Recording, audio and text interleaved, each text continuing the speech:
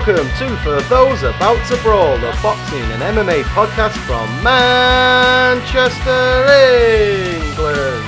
The show is brought to you by the triple threat of Is, Den and Chutney. The podcast will focus on all things combat, including reviews, previews, opinions and everything in between. Boys, welcome back. It's been a while. Been far too long. Yes. I know since we last been on the air, you boys have got big time now. You've got a lot of followers, a lot of fans. Yeah. Is, tell me about your social media presence. Yo man, they're calling me Hollywood Is nowadays. I've graduated from Stretford. Now you can see me roaming the streets of Beverly Hills. That's a shout out to my 1,886 followers on Twitter.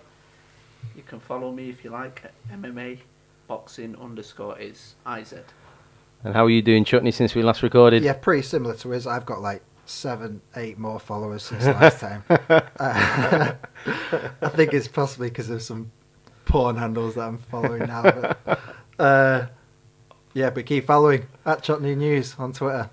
And a big shout out to all our listeners who give us some great feedback and response since we last posted our first ever For Those About to Brawl podcast. It's very much appreciated. You will have heard the music on the way in from Secondhand Guns, a Manchester band who've helped us with their music for our intro, so very much appreciate that, boys. And if you all check us out on Twitter, FTAB News, you'll find out the latest on all things MMA and boxing. So, gentlemen, it's been a while, but the most recent event from the UFC point of view, 213. Rather than kicking off with the bad news about the ladies' title, we'll go in straight to the middleweight championship, where we saw a new interim title holder crowned. What was your thoughts on that fight? I think it was a pretty fair fight in terms of result and everything. I had it Robert Whittaker 2-2 going into the last round, and then Robert Whittaker pulling out. But I was a bit upset with the fight because in the first place I don't think it should have been an interim fight. You know, Bisping's the champion. Yep. I know he's injured. I know they like to throw these interim belts about, but then, you know, at the ending when you get Bisping throwing the belt on the floor and saying, you know, that's the real belt, a little bit disrespectful, but Dana immediately picking up like Bisping had already asked him to. I'd feel a bit hard done by as well if I was him, that these two guys are fighting for the middleweight interim championship, but I'm the champion. Yep. So, you know, Robert Whittaker, fair play, he's done well, but I think it's a bit of a sly on Bisping, if I'm honest, and you know, I can't wait for Bisping versus Whittaker, which is for the actual title. So that's a great shout about the how valid the title is. It's valid, that's it. The validity of the title. Johnny, what do you think about Romero? What, can I touch on Iz's point there? You can touch his as much as you want. Yeah, man. Touching me. I completely take the point, slight on Bisping. At the same time, in these times of super fights, money fights, GSPs, CM Punks, whatever else, I'd quite like to know who the next contender is. And these, and I might have mentioned this in the last episode actually, but these interim fights mean that should mean that it's a contender fight. And I hope that continues. You like the hierarchy, don't you? I do. Well, you want to see development. Yep. Rather than just entertainment. Of course, we want to be entertained as well. But on top of that, they get pay-per-view points. Mm. They get better paid. They get better publicity. Yep. And when fighters aren't getting paid enough, I'm okay with that. But I do understand Iz's point on that as well. You can't just start throwing around interim titles every time someone stubs a toe. But sorry, you're saying about Romero. Yep. Still looks good. Didn't look 14 years older than Whittaker. Is that what the difference was? 14 years, wow. Yeah. But Whittaker stuffed every takedown. Yeah. Maybe not every takedown, but yeah, vast majority. Romero tried to pace himself throughout the fight, but Whittaker, textbook reactions to those takedowns. Sprawled, you know, sometimes face planted, he sprawled so hard. Yeah. And Whittaker using those front kicks to Romero's body, trying to wear him down, tire him out. It worked.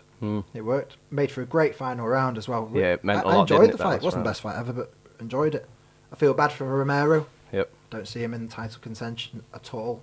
Do you know? From now, 40 years old, still looks all right, but you got Rockhold on the way back. Yep. I've not heard anything recently. Weidman might get back into the mix soon. Yep. In my notes, I've got Mousasi. And then today we're hearing he's off to Bellator. Good for him. Good for Bellator. Shame for that division, but Got to follow the money, I think, haven't you? not only that, but Bellator's got decent divisions. Yeah. Welterweight, middleweight now, but yeah, I know, not getting into that. I think I want to address my second gripe with UFC. First being obviously the interim belt, but the way they've treated Mousasi. Yeah, I'm sorry, I think it should have been Mousasi in there with Romero. I think Whittaker's there or thereabouts, still top 5, but for me it was Mousasi who should have been fighting for any titles or challenging, so to speak. So for him not to even be considered, all he wanted was a UFC title. So I feel for him, and I hope he gets his just rewards going to Bellator if the rumours are true. I think he's just, if you're in his position now, you've been let down by the UFC in some ways in terms of you've done everything you've been asked to be, but you're still being overlooked every time. So you're probably just thinking, I don't really care about a title anymore. Maybe I'm just going to position myself in the best financial state possible. Well, I imagine Dana would say he would have been in that fight if he signed up. If he signed. But he didn't. Yeah. I think it was a bit. I just think it was a bit harsh on him. I think what also helped was Whittaker. To be honest, boys, he's come out of the blue on me. Obviously, you've seen he's had a great winning run, but Eight fights, I think. Yeah, but I never thought until the previous fight versus Jacare, I never thought he was that kind of top quality fighter that he's proven to be. Was he supposed to fight when you were in Australia, Whittaker? Maybe. He may have even fought on that card. All right, okay. But it was a 10 a.m. start, which is really unusual to see. You only had 2 hours of drinking before That's it, and that was the only UFC card where there was a finish in every one of the fights. Yeah, I remember. Where the champion of the middleweight division got knocked out by Rockhold. So, as you mentioned, you can't wait to see Bisping square off versus Whittaker now. Do you think that's definitely going to happen, or do you think the GSP fight's gone? It's got to happen. I think GSP, there's a little bit of a question mark about him. Yep. Injuries wise, mentally, does he really want it? Does he really want to come back? I think UFC waved an option in front of him. He jumped at the chance, probably wasn't ready, and that's where we've ended up with. We don't know with GSP. So I think the next thing has to be Bisping versus Whittaker. Maybe in Australia, maybe here in the UK. Yep. It's a big fight in Australia or UK, but I think with Bisping, the way he sells a fight, yep, he could even sell it in Vegas, and people will want to watch him. Love him or hate him, yeah, you want to watch Bisping. I think you're right on that, and I think the UFC probably gutted that Romero didn't win because the rivalry between those two would be quite fierce, wouldn't it? Again, sorry, go on. No, go ahead. I think we're turning into the Bisping sympathy club. So I feel bad for him on that. It was his big payday, wasn't it? The GSP 100%. fight. Yep. GSP did want it. Yep. I still think he does. Well, Bisping threw down the gauntlet again, maybe the 7th time, and said, "Right, by midday Saturday or whatever, make sure you tell Dana, make sure you tell UFC, make sure you tell the world that you want to fight me. Yep. Or I will have to say, well, I'm fighting Whittaker." Yep. He did say it, and Bisping clearly made it clear that he was going to be fighting Whittaker next. So Dana's been in his ear, sat next to him all night at the event. Just not happening. No, and in many ways, no disrespect to Romero, but I think Whittaker can hold his own with Bisping. As far as banter goes. Yep. I've never met an Aussie who didn't know how to banter a little bit. So hopefully Whittaker can hold his own. Whereas I think with Romero it gets a little bit lost in translation. Like we all know, he's mistaken before in the age. Jesus, that was cold. Although, did you see the burning of the flag, or the ripping of the flags? Bisping ripped the Cuban flag up. I did see that, yeah. And then you see what Romero's done today. Yeah, I saw that. I've not seen it then, if you want to shout it out. He set the Great Britain, the Union Jack flag on fire with a cigar in his mouth. It was actually a really good photo. Yeah, it was. As good as they are, it's both naughty moves on both parts. Really. Couple of whoppers, aren't they? A little bit of respect for people's flags. So who's going to be fighting Romero next then? I think Romero's on standby mode. Yep. I think Not really bothered. he called it himself. Pardon? I'm not too bothered What about? about Romero. You know? Well, like I say, he's not going to be in title contention again, is he? Oh, I think he's. I think he's there. He's definitely there, especially with Mousasi going. Yeah. Rocco comes back. Maybe with There's Mousasi, potentially I suppose, fights there. And like I say, I think he's the standby fighter. If whenever Bisping v Whittaker is announced, if one of them drops out, I think Romero will be raring to go, so to speak. Whether it's a rematch True. with Whittaker, or whether there's been bad blood spilt with Bisping, he wants that fight, and whether it happens with Bisping and him fighting for the title or not, one day down the line, hopefully before he gets any older, Yep. they'll fight then too, hopefully, fingers I crossed. think there's also the prospect of it was a close fight the last time they fought when he fought Jacare. They might put them two together in the future. True that. So that was a very good news story for the new middleweight champion of the world. There was a bit of disappointment on a few hours before the main event when the ladies bantamweight champion fell out. It was all a bit secretive at first as to why she was gone, and then we found out afterwards she had issues with her sinuses. What's your view on that? Is? Oh, she had the sniffles. No, you know what? Dana White's come out and he said the doctor's cleared her. Yeah. So that's fair enough. Should he be defending his champion? Yeah. Yes. Should he be coming out a 100%. bit nasty like he's coming out? Probably not. You know, the fighter says they can't fight. I think she's come out with a statement today as Amanda, whereby she said the doctors only took a blood sample and one other sample. Yep. That cleared her to fight, but then when they've done, I don't know whether it's a CT scan they do or what is it, whatever it is, they found that, you know, the sinus infection had spread all amongst her nose and face, if you like, and that, you know, she wasn't, you know, ready to fight. So going back to Dana White coming out and cussing her out, if you like, saying that she was cleared but she wasn't willing to fight, you know, it throws a bit of shade on that belt. Does. I think he's also said he's not going to put that belt on as the main event again. Yeah. Although you've got to take that with a pinch of salt with him, unfortunately. John Jones, for example. He loves a little bit of an adrenaline-fueled rant, doesn't he? Prams But, out the toy. you know, I think it will happen again, that fight. Shevchenko, Nunes, it's got to happen. They're destined to have the rematch. Probably, I think I've heard, is it Edmonton in Canada, the Yeah, in a UFC couple of events 215's time. Yep. being billed for, so I won't be surprised to see it on there. So let's see what happens, so to speak. But it was gutting. Who did you have down for that fight in your predictions? I initially had Amanda Nunes, but then I watched the old fight back, and I wanted to see it go into championship rounds and see what Bullet Shevchenko did. It's Yep. one of the best nicknames I've heard, that Bullet. And I don't know, I was toying with Shevchenko, but we don't know now, do we? We'll see. UFC 215, hopefully. We'll hopefully get to see that rematch, and fingers crossed, you know, everyone turns up, if you like. So similar question, Chutney, in 2 points. Your view on Dana White digging out the champion, and what was your prediction for the fight in the first place? Yeah, it annoys me, and it's usually the uneducated fan who comes out and says they're scared of a fight. Mm. Now, these people are fighters, usually from a very young age. It's what they do. They fight. True that. And they're not scared of anyone. Usually they will take on anyone, which is why they get to where they are. You don't become champion of the UFC without taking on people who are scary. She flew all her family out. Did she? Right. She was not scared to fight. No. And it really annoys me that it's the default position. I imagine sometimes there are fighters who are scared to fight.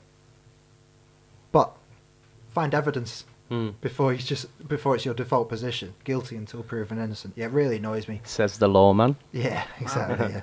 And Dana, he just so often doesn't have his fighters back. No. It's the way he does things. Who am I to argue? He's a lot more successful than I am. Certainly in fight promotion, anyway. Yeah, you couldn't do what you do in a podcast, mate. No, of course he couldn't. The International Fight Week curse. is something that I read about this week. Really? Courtesy of Mike Bonn on Twitter, he tweeted a photo of the different stages of the fight week for last 3 years. So 2015, Jose Aldo, Conor McGregor went to Conor McGregor, Chad Mendes. 2016, Conor McGregor, Nate Diaz 2 went to Daniel Cormier, John Jones 2, which went to Brock Lesnar, Mark Hunt, which then went to Misha Tate, Amanda Nunes. Wow. And then this year, Cody Garbrandt, Oh, yeah. TJ Dillashaw went to Nunes Shevchenko, which then went to Romero Whittaker. Wow. A lot of money was spent Yeah. to Publicising lose. all that, yeah. But that last one, it's the main event and the co-main event, and no replacements. Yep. While the others, at least you got half decent Yeah, you got the names in fights there. along with them. Isn't it International Fight Week's a big holiday weekend in America, isn't it? Maybe they're Independence just, Day, yeah. so they're just, these fighters, they're not scared, but they're just like going out partying and not. Too many yams. Hmm. Few pool parties and that. So who did you have to win anyway? I know it's, but it's. I fancy Shevchenko on it over really? the 5 rounds. If it went that far, difficult one. It was destined to be a good fight. Shame. The fight preceding that, which I think everyone was expecting or hoping would be really, really a bit of a barn burner, was Verdun versus Overeem in their trilogy fight. I wouldn't say it ripped the house off, and I'd probably be fair to say that it put into question some of the scoring. What was your view on Overeem's victory? First and foremost, I'm not impressed with seeing Overeem's gut hang out over his shorts, if I'm honest. Are you going to tell him that? But he's I'm still, gonna he's still tell him got a that. six-pack there, though. How does he do that? Looks like it comes to the front. It's unbelievable. It's like his belly hangs out, but he's got a six-pack under it. He's like one of them Chuck Liddell bellies, hasn't he? Yeah. Don't be jealous. I'm a little bit jealous, yeah. I've just got the gut. No six-pack. Yeah, I mean, I had him 2-0 up.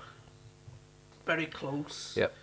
You know, he's changed his style, hasn't he? Where he's point picking nowadays. Yeah, more cautious. You know, and that's not the Ubereem I remember, or the Pride Overeem that I remember, who was knocking out guys left, right, and centre, or you know that guillotine that he's got. Now, granted, he's fighting Verdun, Yep. who's a jiu-jitsu master, but then in knowing he's a jiu-jitsu master, I think that the final round where he could have took Overeem, I reckon. He decided he was going to try and jiu-jitsu him for the last couple of minutes, and I think it would have stood him better and been a better decision for him to stand with him and try and bang him out. Because, like I say, I had him 2-0 down at that point. So it is what it is. You know, I think one of the judges scored one of the rounds 10-8. Oh, really? And Dana Wright was pretty furious about 10-8 that. to. 10-8 to Overeem, yeah. But, okay. I didn't know that. Yeah, and Dana White Based had on what? Yeah, What that's happened? crazy. Exactly, based on what exactly? So, you know, Dana White was furious about that. But what can you do? You know, yeah. What's So your I view got on? out Overeem. What's your view on the heavyweights, Chutney? Like they always do, they run out of gas, don't they? Overeem, most of the points is said picking his shots, but yeah, run out of gas. Maybe that's why he went into jiu-jitsu. He has been doing jiu-jitsu recently. He's a white belt now. White belt. He is. Wow. What was he before? Well, nothing. Yeah, right. Anyway, Dennis is throwing spanners in this room. Verdun rocked him in the 3rd round, Yeah, big time. and Overeem put his hands over his face as a guard, and didn't see the takedown coming, so didn't defend it at all. That's why he was taken down. But yeah, he needed to get up and get out of that because he couldn't risk it. Couldn't leave it. He could leave it to the judges, it seems, but perhaps he shouldn't have. Yeah. I think it's fair to say both these guys aren't going to be going in against Stipe next. They've both been knocked out by him. So, who do you guys see these two fighting next? When was Stipe last on? Stipe fought the card before last. JDS. And we've got Ngannou and JDS. Is that definite? Yep. That's fixed, is it? Yep. Kane's the wild card. Yep. I think Kane's the one we're all waiting on, really. If he can get fit, if he can come back, he needs to reclaim his heavyweight division. Yep. You know, and I'd put him in there maybe with Overeem, if not directly with Stipe. Any news on Ngannou's it? on the up and up. No, I haven't heard anything about Kane. No, I think there was a projection of maybe later in the year, like September, October, that he'll be back. But again, these are just online, projections, so to speak. There's nothing official coming out of Kane's camp. I think Dana is assuming that Ngannou's going to murder JDS, Poor matchmaking. and then Poor he'll matchmaking. be the next in line. I think, if unless Kane comes back, which we all hope he will. But I don't see anyone else in that division No. challenging. Mark Hunt lost recently against Overeem, so Yeah. we probably wouldn't throw him in there. Derek Lewis, my man, Black Beast, Yeah. he lost to Mark Hunt. I Which think I he was needs a very bit of gutted time about. off. Well, he just needs to keep on updating his Instagram, which is absolutely hilarious. if Yeah, you're it not is following funny. him. And I'm jumping around from heavyweight to heavyweight here, but the fall of Travis Brown was also witnessed on this card. 4 fights in a row. Do you think that's the last we see of Travis Brown in the UFC? I think that there is a match out there, Bellator-wise, Yep. in terms of, the Mitrione fight where, the eye Yeah. poke. Oh, yeah. Great I'd love call, to that. see that fight again, but really, I don't know where Travis's head's at. 4-0, he got subbed out. New trainer as well, wasn't it, for this one? Yeah. He yeah. seems to be new trainer every week. He's Remember this left, guy? he's left the boxing camp.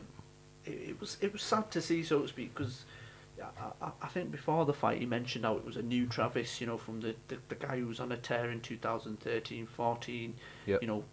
tipped as one of the contenders, so to speak. And he looked the part Right. as well, didn't he? He definitely looked the part. He's 6'7", lanky, good range, but it's just nobody talks about Travis now. We just mentioned who's a contender in the heavyweight division. We're talking about Kane, Overeem, Verdum again, even though he's just lost, Ngannou, the winner of that, and JDS. Nobody cares about Travis Brown. Nope. Nobody even rates him anymore. Apart from That's- Ronda, mate. Apart from Ronda. Shout out to Ronda Rousey. Friend of the show. Yeah. I think he's just too chinny. He gets touched and he gets put away, doesn't he? I think they're probably saving him if there is this rumoured Hawaii card. Mm. Then they want to stack it with Hawaiian fighters. Yep. So maybe they're just saving him for that. The same could be probably said about BJ Penn. Probably keep him around for a Hawaiian card. If Really? they could. Do you think it's... Come on, give it him. BJ can fight. Come BJ can on. do it. He couldn't even beat Dennis Seaver. Oi, He couldn't. don't no. disrespect my boy BJ Penn. I yeah. think that is a car crash waiting to happen. I think you'll see BJ Penn fighting in 15 years' time in local shows around the UK, around the Fingers world. crossed, mate. Fingers crossed. We wait till he comes to Manchester. I'm just looking at Travis Brown's record here. Yeah. It's not that good, No. He's beaten Overeem, to be fair to him. But other than that, biggest names are Gonzaga and Barnett. Barnett, yeah. Elbows, wasn't it? Shao and Mitrione, but in the meantime, lost to Verdum, Arlovsky, and then Kane, Verdum, Lewis, Olenek, Yep. all So, in a row. So it's not that good a record. like I said, I think he's just a bit chinny. In terms of that redemption story not going too well, we saw Anthony Pettis back down at £155 when he fought Jim Miller. He really looked the part, to be honest. Did you see the fight? I did. Wouldn't necessarily say back to his best, No. but certainly saw shades of it. 2 warriors of the UFC, Anthony Pettis, Jim Miller. Definitely. And Pettis has very much carved his own legacy in UFC post WEC now. He looks much better at this weight. Hope that's going to stay. Yep. And I hope he keeps on moving because it's such an exciting fighter. Yeah, he is. I love watching him. I think he's fighting at the right weight in 155 as well. Yeah. That 145 killed him off. Well, didn't it? yeah, he looked awful, didn't he? Looked awful. We want to see this exciting pace, and I think on the last podcast when we spoke about Jose Aldo and Yeah. fantasy fights, Yeah. Pettis has got to do what he did, which is win guys, beat guys like Jim Miller. Yep. You beat guys like Jim Miller, and then everyone will remember the old Showtime Pettis again. Yeah. So, it was a step in the right direction. Like you say, not the finished article yet, but we want to see Pettis back, and we want to see him in them fantasy fights or fights at the top of the table. Cool. Anything else from UFC 213 that stood out for you? Nothing in particular. No. Well, that was the pay-per-view card event for the International Fight Weekend. Prior to that, we saw the TUF Finale 25. That's 25 bloody seasons of TUF. I think it was called Redemption also, which is a bit of a link. We saw Jesse Taylor finally getting to the top and winning. What do you think? Well, if it was aptly named Redemption. I think everyone remembers him from the earlier season of TUF that he was in, where he got to the finale, went out on the piss in Vegas, smashed a limousine window, and was an absolute nightmare apparently. And well, we've all been there, mate. the Fertittas and Dana White running Vegas, they got a full report afterwards and kicked him off the show, even though he was finale destined. So it was good. It's been a hard, it's good 40-fight career that he's had since then. He's come back around and he's got his redemption and he's got his check for $290,000. So good on him. Respect to him. I want this question answered as honestly as possible, gents. Do either of you still watch The Ultimate Fighter? Still. Not sure I ever have. Hey! I watched the full season. Of this season? Yeah, Wow.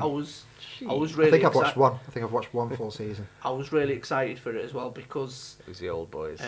the old boys were coming back. Joe Daddy Stevenson, guys from Conor McGregor's season. But the thing that had drawn me to it was, obviously it was supposed to be Cody Garbrandt versus TJ Dillashaw. And from episode 1 where Cody Garbrandt was, spoiler alert, strangling TJ Dillashaw, there was just needle. Is that inverted commas strangling? No, he put his hands around his neck, Really, a and proper crack strangled him, and then they couldn't pull him out. Have you seen Cody Garbrandt? He's a loose cannon, if you like, a bit like myself, only he can fight. But every episode you were just waiting for Cody Garbrandt and TJ Dillashaw to kick off, and then when they bought, his Dwayne Bang Ludwig in. Yep. Wow, it went off again. Cody's trainers had resentment against him. The training partners, even Cody, and it was just even if you don't want to watch the full season, I'm sure you can go on YouTube and watch the clips of how many kickoffs there were in it. Yeah, I would possibly be interested in that. I would check it out. But I think that's the exception. Over the past 3-4 years, that's been the exception to the rule, hasn't it? Because it's just been pretty tiresome. Do you not think? It has been, but I think it's a good way for guys to get into the UFC. Yep. So you go in this tough house, and it's still big in America. It gives them some exposure, TV time. Yep. And these guys get on, so to speak. So, is it still big in America? I'm not sure they get the numbers. No, they still get the viewing figures for like finales and such. Right. And semi-finals, so to speak. The end, if you like, it's the more day-to-day. UFC fans will watch it. The hardcore, if you like. But yeah, it is a little bit tired, but it was good to see some of the old faces back on there. Well, the new thing is the Dana White Contender Series, isn't it? Yeah. But I'm not sure about the format of that. No, I haven't. I don't know if either of you have seen it, but I've seen it publicised quite a bit on YouTube. I think it's a lot more fight focused. Yeah. Rather than Fame Academy. Stuff. Yeah, Fame Academy. That was your favourite show. Yeah, but they didn't pull it off. That's my problem. I think the best and worst part of TUF that I've ever seen is Rampage pulling down the door. Yeah. Great to see Rampage pulling down a door, but then you realise it's made of paper. Yeah, it was poor, wasn't it? And he's been asked to pull it down. There's been a few door attacks, if you like, in TUF's history. That's the headbutts. You could probably do a top 10 of doors, door attacks. paper doors. Poor paper doors. All our pals on YouTube get on that. The TUF Finale also saw probably the best fight I've seen this year. Justin Gaethje coming across, fighting Michael Johnson. He's a maniac. Yes, he is. He doesn't care, doesn't he? Chutney, what do you think? Yeah, Gaethje. It's terrifying, isn't he? Johnson played the wrong game plan. Yeah. I think he must be insane to just stand and throw with Justin Gaethje, who is on record saying that he doesn't care about brain damage. And his celebration just said everything about him. I think someone else elaborated on this, and I'm going to steal it. I think it was Jeff Wagenheim. That he runs over to the side of the cage, falls down, trying to climb up, goes up again, can't make it up because he's not had a big enough run up, pushes an official out of the way, finally gets on, stands on it, doesn't look backwards, does a backflip, doesn't care what's behind him. He's just an absolute maniac. Yeah. In his defence, he did say it was slippery and the most slippery cage he'd ever felt. What do you think of him, Miz? It's your favourite fighter, isn't he? I like them rough and tough. Yeah. You know, probably Diego gung-ho, Sanchez stupid. types. Yeah. Stupid style.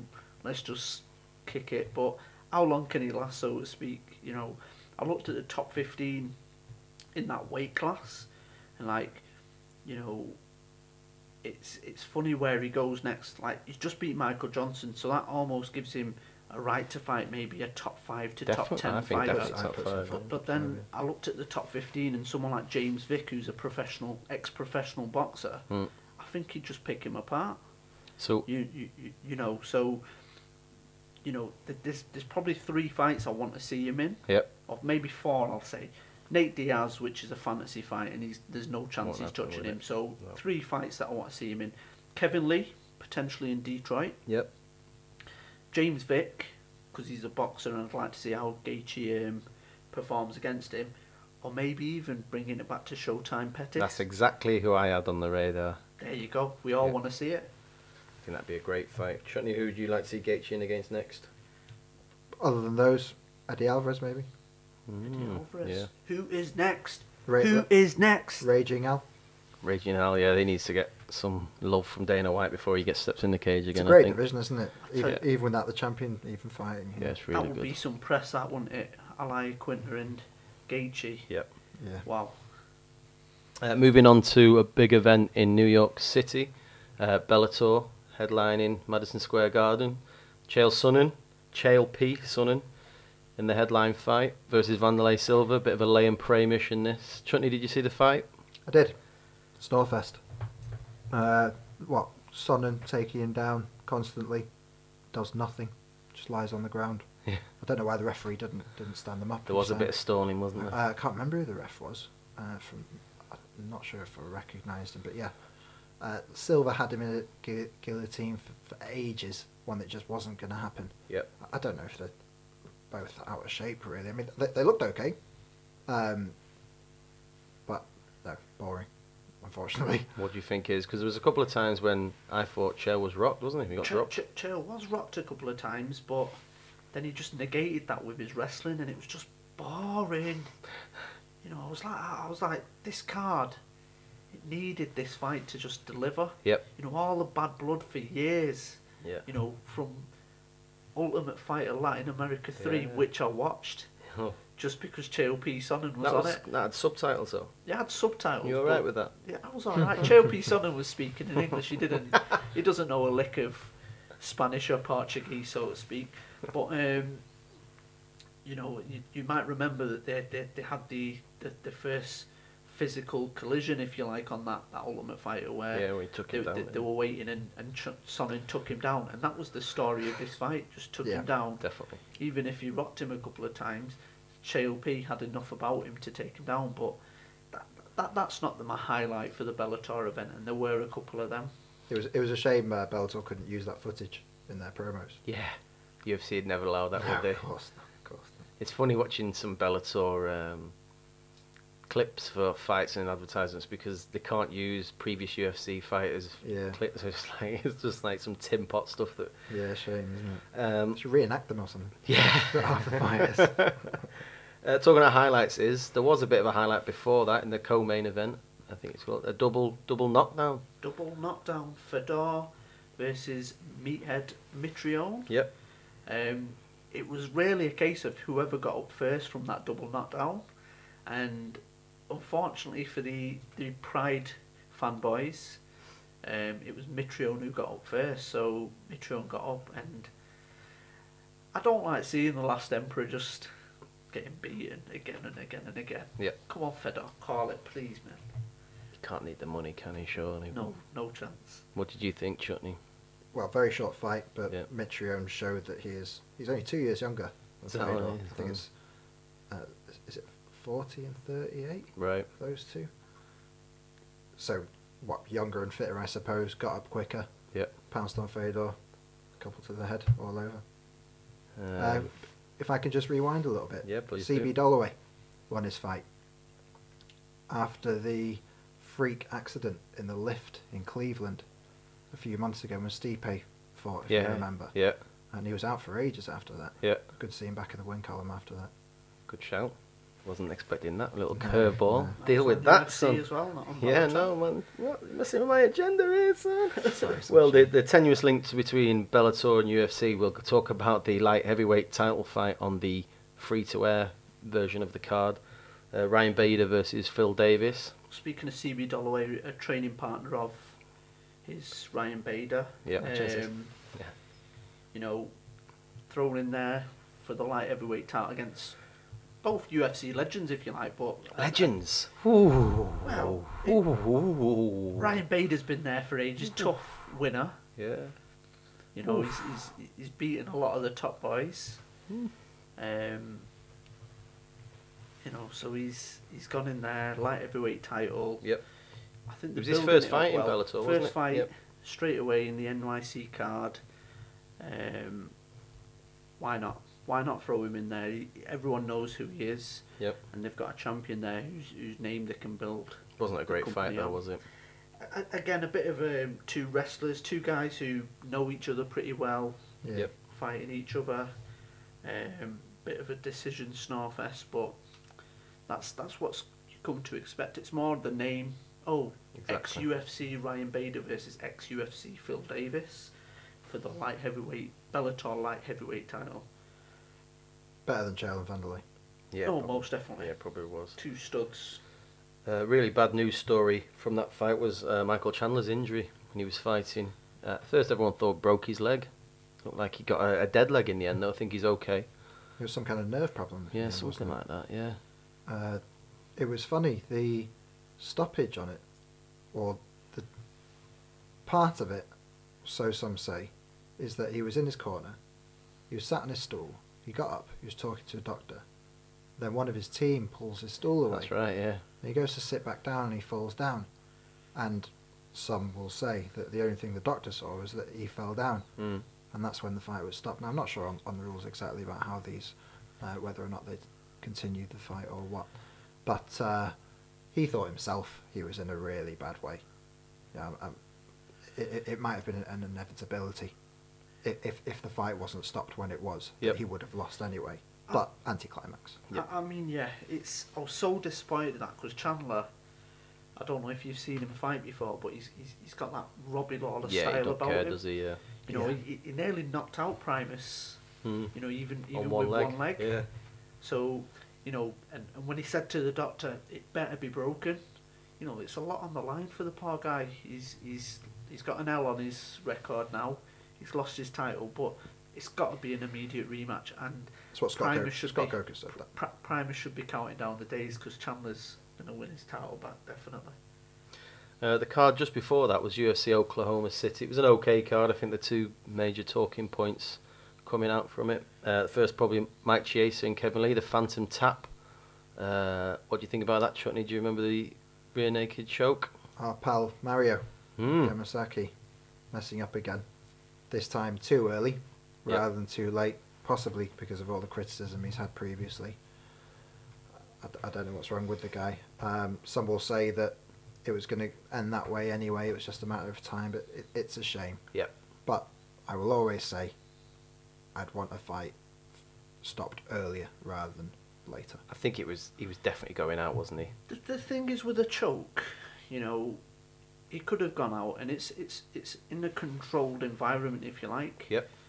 You know, so I think it was maybe 5 seconds too soon. You know that it was stopped. Yep. His hands did seem to go I limp, thought he was out. Yeah. but then he's woke up. come out and he Yeah. said he was defending it like going strong neck or something. With his neck, yeah. You know, that's the most daft strategy I've ever heard in my life. But if that's what he was doing, then maybe 5 more seconds and we'd have had a, you know, definite conclusion. Now we're here talking about should they rematch, shouldn't they Yeah. rematch. Kevin Lee was hammering him. So that's the sad thing about it, because Kevin Lee was fantastic, wasn't he?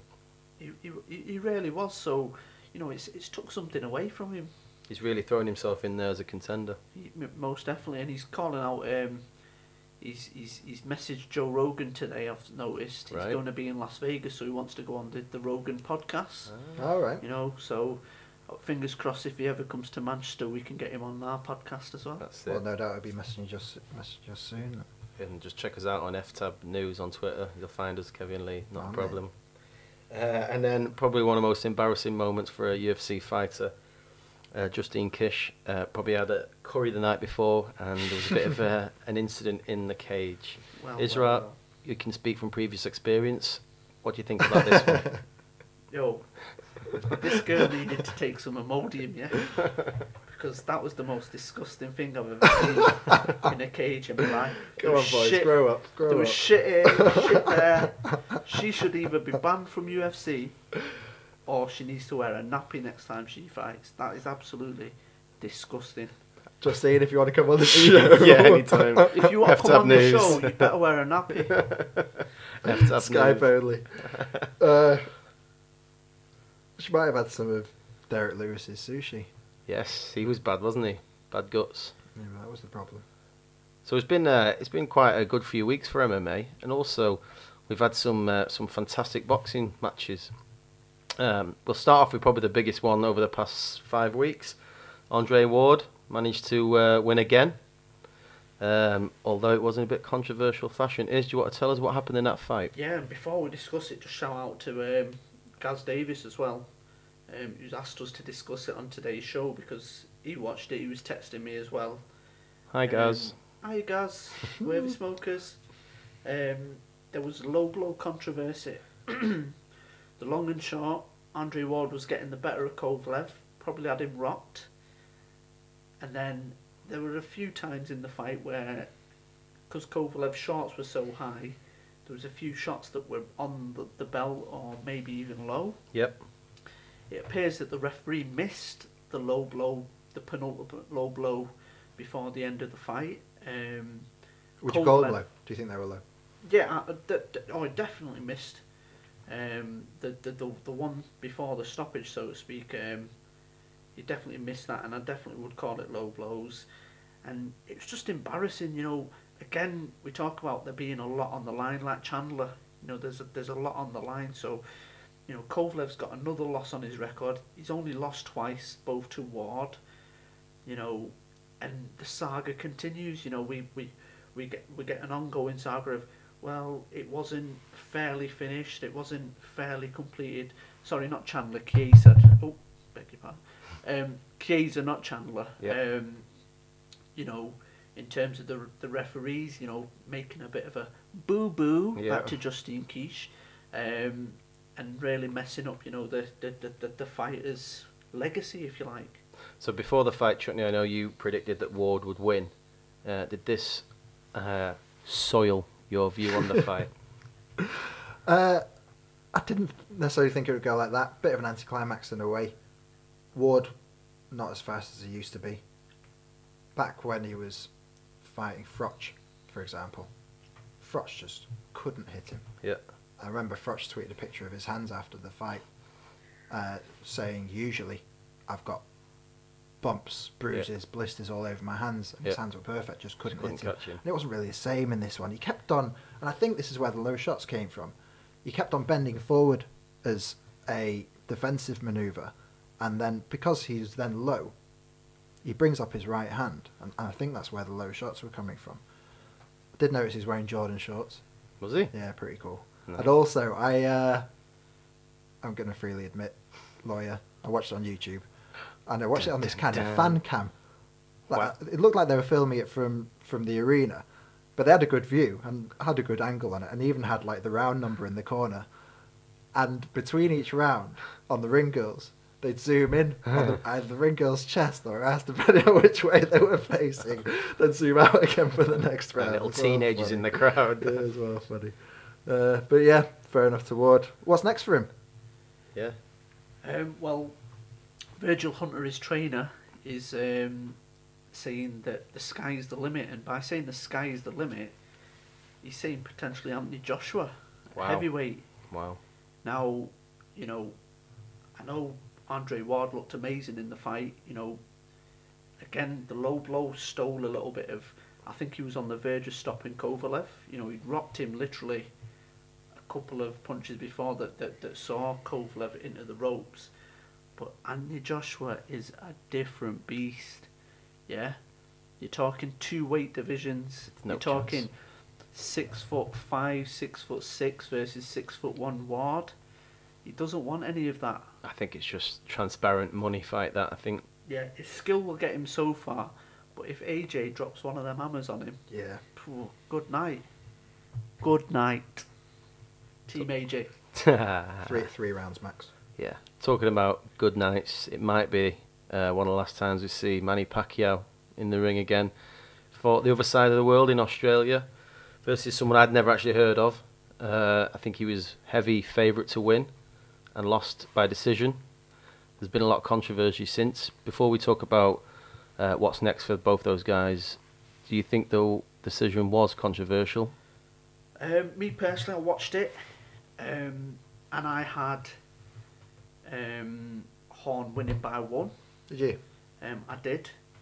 The knockdown, when Pacquiao knocked him down, probably brought it a little bit closer.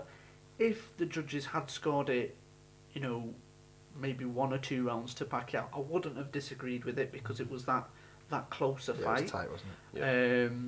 But the judge who gave it 117, 111 to Horn, it should be taken out the back and shot, to be fair.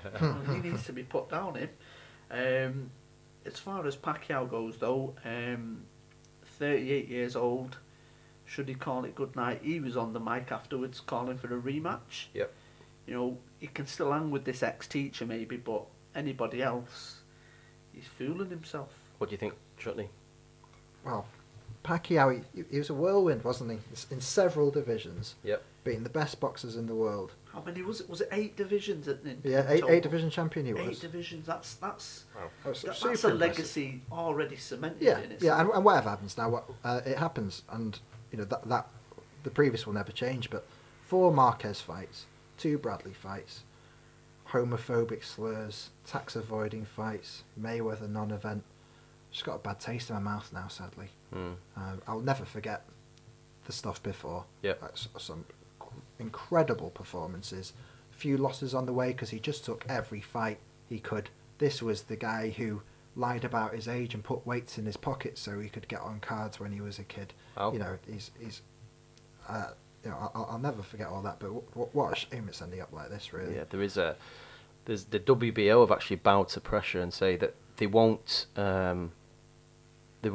give a different result to the fight unless they could evidence any kind of bribery or something untoward. But what they will do is go away and rescore the fight and then go back with what they think the scores were. I don't think it's controversial.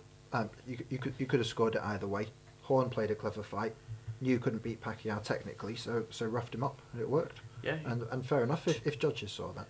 Two headbutts, you know, he'd cut him, but that's the only way he was gonna, you know, like you say, rough and tumble and rough him up, so to speak. So that's good. But I just want to give a shout out to at the weekend, Bradley Skeet just claimed his Lonsdale belt. 3 wins, so it's his outright. Yep. But he's number 3 with the WBO. Right. You know, so he's knocking on the door, and I think Bradley Skeet, the UK's own Bradley Skeet, beats Jeff Horn any day of the week. I don't think the ex-teacher will cheeky trip hang to Australia with Bradley Skeet. He'd rather fight Pacquiao though, wouldn't he? Well, that's the That's money the fight thing, now. exactly, Now so that he's the ace high, even though I don't think it really is. Yep. It's all going off in boxing at the moment. We've seen recently the newly announced World Boxing Super Series tournament, bit of a mouthful, with a prize of $50 million to the winner. Will you give us an overview of what the tournament looks like? Yeah, so it's 2 brackets, if you like, a super middleweight tournament. Yep. And a cruiserweight tournament. Yep. It's been organised by the Sowland brothers, but they've gone out there and they've dealt with, say, Eddie Hearn, for example, in the UK, and other promoters across the world to get some of the best super middleweights involved and some of the best cruiserweights as well. So, do you want to announce the super middleweights, Dan? Of course I will. So we've got the first fight up is George Groves versus Jamie Cox. Sounds like I'm pulling them out of the hat here. Yeah, so George, you're going to be fighting Jamie, son. And Callum Smith is fighting Eric Skoglund. I think that's his name, as you pronounce it. Right. Callum, I think, is early favourite for the tournament overall. It'd be nice to see Callum fight George Groves. Chris Eubank Jr. is fighting, he's fighting Arthur Abraham, and the winner will fight a young lad called, well, you tell me what his name is, Israel. Avni Yildirim. See, that's what you're here for. Man, One of our keen listeners, Gary Robson, who checks out after 10 minutes, so he won't hear this, but our keen listener, Gary Robson, is a keen fan. He's very keen as well. He's a big fan of Chris Eubank. He's a big fan of Chris Eubank Jr. Yeah. And he was basically saying to me that he doesn't get enough coverage, Chris Eubank Jr. Yep. And that's his track record, that's his history. You know, he's been with Eddie Hearn, he's been with Frank Warren. They're now promoting themselves, the Eubanks. You know, he's got a deal with ITV Box Office, which is this weekend. Yep. Against Arthur Abrahams. In cinemas as well. Is it? Yeah, playing cinemas. Wow. View That's cinema. correct, You can watch it live there. Yeah. Wow. Yeah, I was going to say to you guys, I'm away that weekend. So. But he's fighting Arthur Abrahams, which is a step up. A lot of people criticise Chris Eubank Jr. because he'd gone down this IBO route. Yep. Some would say it's a nothing belt, but it's got him this fight with Abrahams. He's making it a something belt, and he's now in this tournament, and he's potentially bringing the IBO title with him.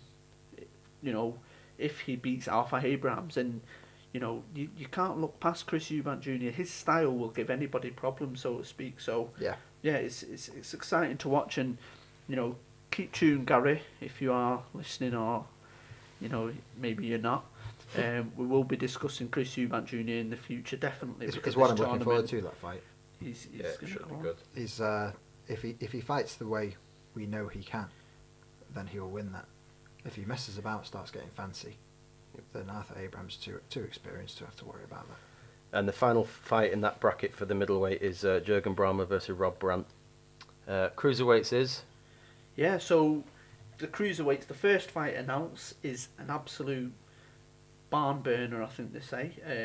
It's the favourite Alexander Usyk versus Marco Huck.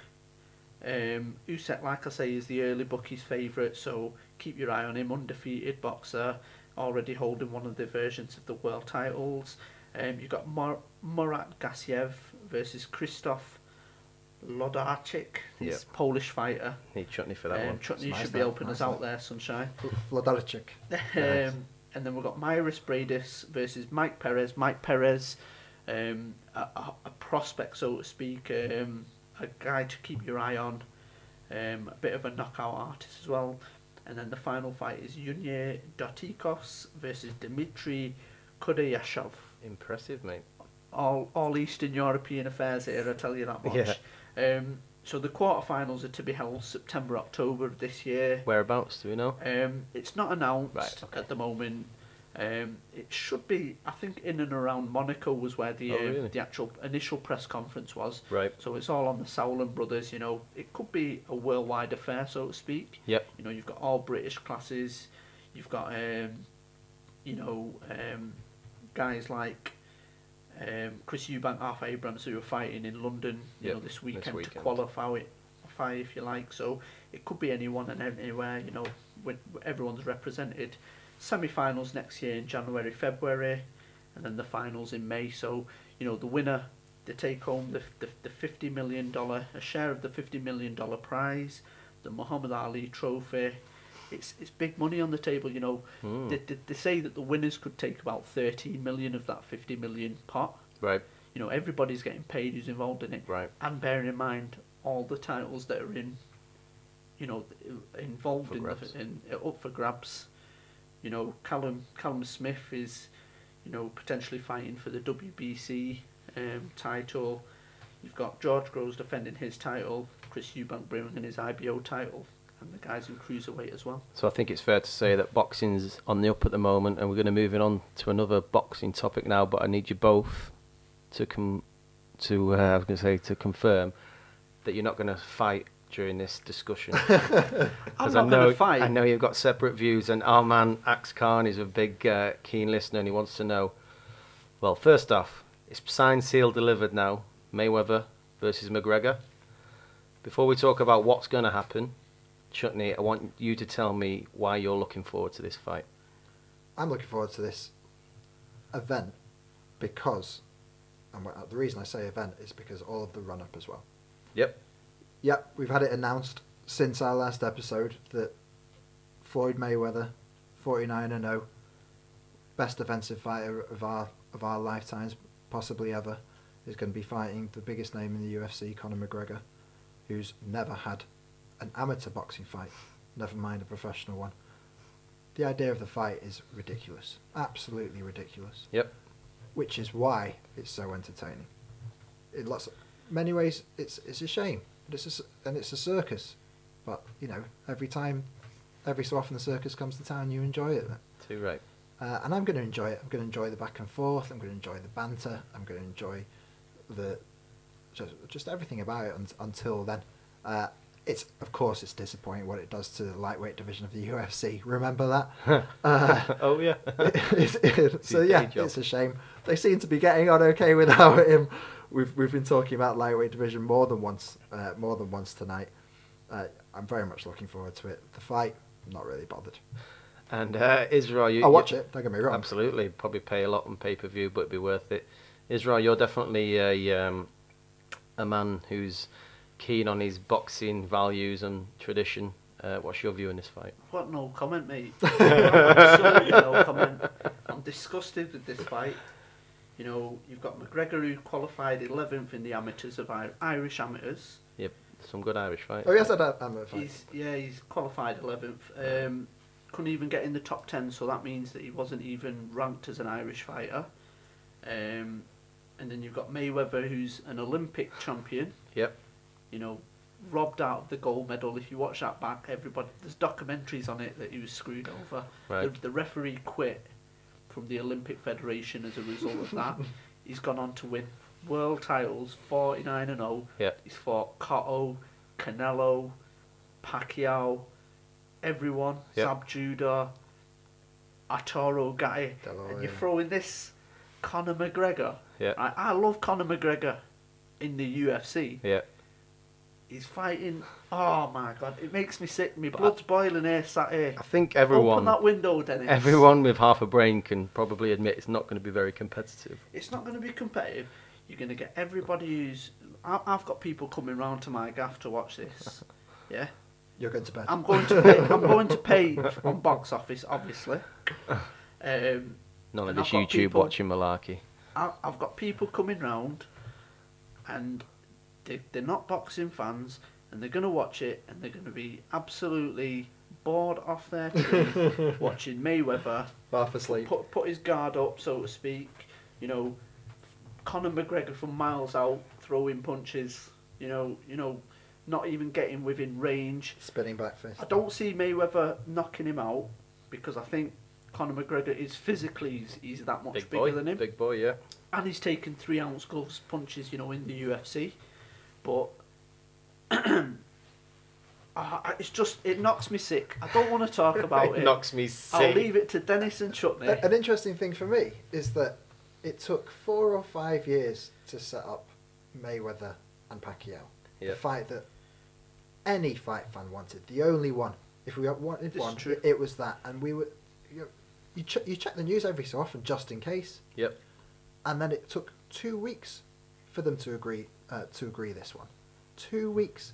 And this is Mayweather, who argues over glove sizes, glove brands, glove colours, ring sizes, venues, dates, everything. Weight classes. It's still going to come, you think? Yeah, that'll be on the night of the fight.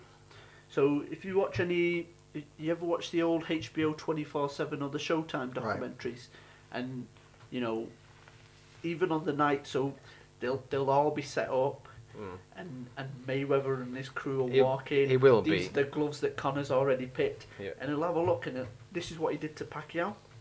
He decided he liked Pacquiao's gloves better than his own, and said, "I want them gloves." This is what Mayweather did. He didn't want them gloves in the end, and he did it to Maidana as well. Maidana, he said that Maidana's Everlast gloves, that they took the sponge out, and that the fight was off if it didn't happen. This was the night before the fights. Conor's not going to be bothered about any of that. It's mind games. He might not going be, to be bothered but about any of that. It's so much, you know, that Mayweather has a control over it. Yeah. You know, I am excited to see the build up. Yeah. You know, because Conor in his mink coat, he doesn't even measure on Mayweather's scale. You know, the $1 billion fighter. I don't know, because if he, and obviously in terms of bank balance, Neil, you're correct. But if he didn't measure on Mayweather's radar, Mayweather would not be lacing gloves up to fight him. This is a valid point, then. It's cringe-worthy promotion from Mayweather before it was signed. When he was out with his own fighters. I'm not talking about McGregor tonight, and then 5 minutes later, that Conor McGregor, I think he'd be a good boxer. Yeah, he bigged him up because he wants the money. So while we may agree that the fight won't be entertaining, or may not be as entertaining as we like, we think the lead-up will be starting this week with a world press tour. So we'll definitely have to talk about that next time we're on, because I think it's probably be as entertaining as the fight. Yeah, some complaints are not going to Ireland, but it's supposed to be neutral places. Neutral, that's the one. Yeah. I know they do a couple in America, but they're not going to Vegas, and America's huge. Doing London, I think. They're doing London, they're doing the Wembley Arena. Yeah. Which I think is fair enough. I don't think there's any complaints there. There'll be plenty of Irish over for that. Are they charging for those? No, I don't think so. No, they're not. No. Are they not? No, but I think they're like all sold out within minutes. Yeah. And someone will be charging for those now, won't they, on Viagogo or whatever. Yeah. So then, gents, looking forward, can we take your predictions? First up, we've already touched on it. Eubank Jr. versus Abraham this Saturday, I believe.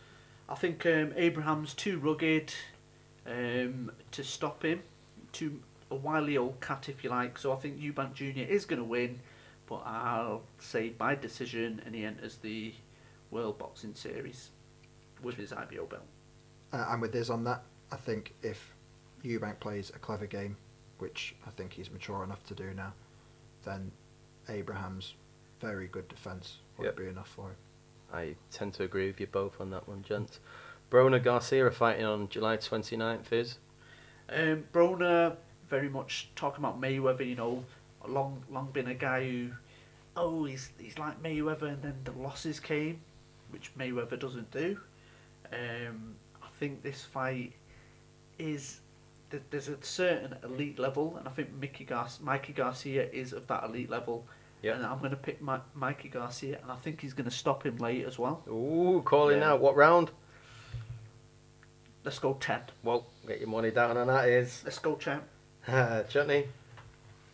Yeah, tough one, this. I think Broner might make a comeback and have him, but to be honest, I find it very difficult to make a more exact prediction than that, but I'll take Broner on it. Okay. Same night, we've got our boy Frampton fighting Gutierrez. Who do you fancy on that one? I fancy Frampton. Yeah. He's got the fan base behind him. He's got the McGuigan backing behind him. I love to watch him fight. You know, even when he fought Manchester's own, or Berry's own, as he's tagged, Scott Quigg. Yeah. You know, I was still in Frampton's corner. Met him at the Trafford Centre. Met Barry McGuigan. So I've got Sir Barry. Sir Barry. As far as I'm concerned. So I've got to stick with Frampton. I think it will be a decision though. Yeah. You know, he's fighting a good guy, good opponent. But I'm going with Carl Frampton decision. Johnny? Yes, because that seemed like I'm copying, but yeah, Frampton as well. Stop copying me. I'll go to you next, mate. Yeah, please do. Okay. He's just demolishing everything in his way. I know he lost to Santa Cruz, but I'm not sure he did really lose that. Yeah. So yeah, Frampton on that. Okay, I'm going to pick out some big MMA fights on the horizon. Chris Weidman fighting in New York again versus Kevin Gastelum. Chutney, what do you think? Got Weidman on this. Yeah. I think Gastelum is really good. I think he's good in that division. I know he wants to go back down to welterweight. I think that would be a mistake. But at the same time, I think Weidman looked good in his last fight, despite the way it ended. And I think he's back on the up. I agree with that. I agree with it because I want to see Weidman succeed. Yep. As much as I like Gastelum, you know, I found myself feeling sorry for Weidman the last few fights. Yeah, I do. Yeah. You don't want to feel sorry for a fighter. I don't want to feel sorry for him, but that's how I feel. Because he's top draw still. He's top draw. You know, he's had a few bad fights. I want to see him get it back in the win column. So it's not a prediction based on Gastelum's on this tear or Weidman's on this decline. I just want Weidman to win, so I'm going with my heart with that one. I'm picking Weidman. Sorry. What do you think it is with Weidman? Is it psychological? Is it bad run? Well, I think quickly that he made a mistake versus Rockhold with doing some staff back kick and then just got obliterated. He got taken down and obliterated. He was doing okay versus Romero, but just lost concentration, went in for a takedown and got knocked out. And he was doing okay versus our boy Masasi and just... Well, he was doing better than... He was beating both of them, those latter two fights, until mistakes. He makes mistakes. So it's not as though, it's not as though his chin's gone or anything, I don't think. As we move on to UFC 214, we've got some great fights on this card and just whistle stop through them. Who's going to win? Donald Cerrone, Robbie Lawler? I've got to go with my man, Ruthless Robbie Lawler. Johnny, what are you saying? Yeah, I'm with him as well, of course. I'm going to say Donald Cerrone. Aye. Yeah, I think Robbie Lawler's gone. Really? Yep. If we saw the best of him, you'd have Lawler though, wouldn't you? Yeah. Do you want to put any money on that then? I put a tenner down. That's Cerrone. Tenner down, shake my hand. Yeah. Boom. We'll talk about that in the next pod.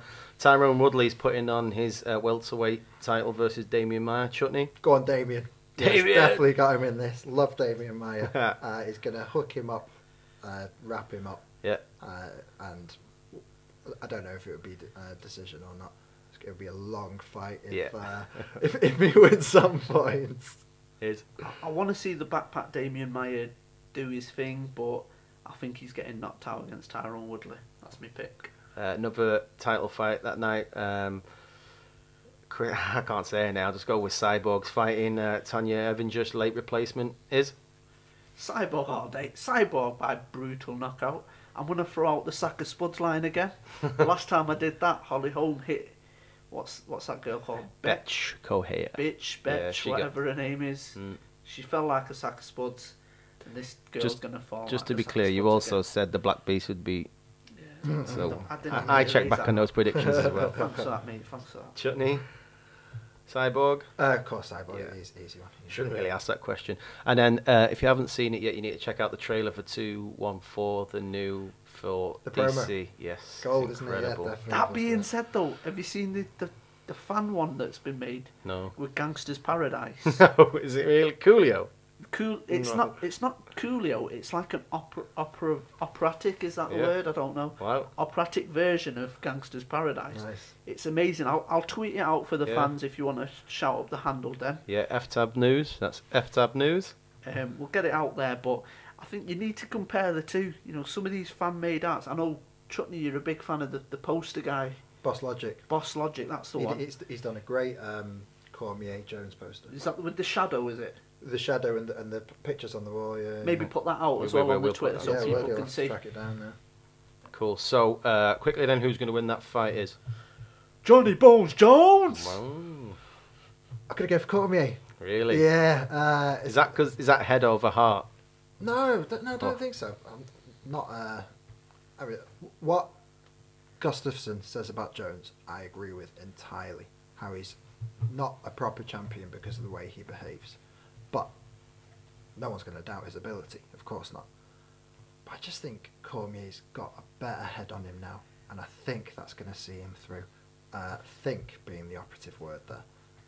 If John Jones wins that fight, I will not be surprised. Of course not. Yep. Looking forward to it. Very much looking forward to it. Well, gents, talking about looking forward to it, I was really looking forward to this podcast. I think we've covered all our topics. Is there anything you guys wanted to say before we sign off? Just want to give a couple of shout outs if that's okay. Some people gave us some feedback on the back of our first episode. Yep, so appreciate it. Just wanted to say appreciation to the listeners. So Keegan, shout out to him, big friends with all of us. Axe, who was begging for Mayweather McGregor news. Simon Perkins, who's been shouting up, he's even been tweeting me during the episode. Yeah, live tweeting. Sassy News, so shout out for that. We already covered it, Simon, so you're too slow, lad. Yep. We will cover some of the points that you guys have said. Gaz Davis, Gary Robson, obviously you've tuned off by now. After 10 minutes. But, shout out to all of you guys. Thank you very much for listening. Yep. The 47 at 80, 84 on Facebook. keep on growing the numbers, guys. Keep on going. Chutney, anything you'd like to do before we sign off? No. Oh, thank you very much. All right, listeners, it's been great. Peace out. Bye. Peace.